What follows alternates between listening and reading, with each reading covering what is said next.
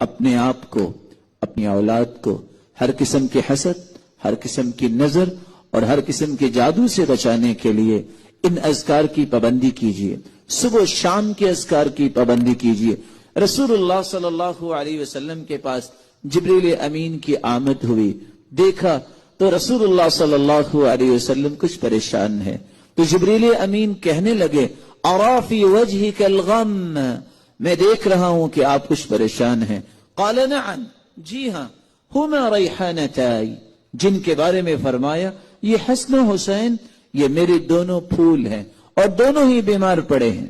تو رسول اللہ صلی اللہ علیہ وسلم کو جبریل امین نے فرمایا آپ ان کو ان کلمات کے ساتھ دم کیجئے، اعیذکما بکلمات اللہ التامہ من کل شیطان وہام من کل عین لام۔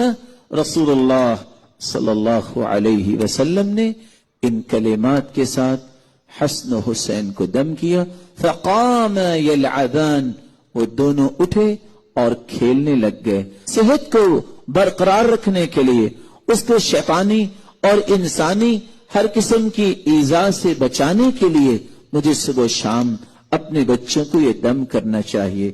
اللہ رب العزت ہم سب کو توفیق سے نوازے۔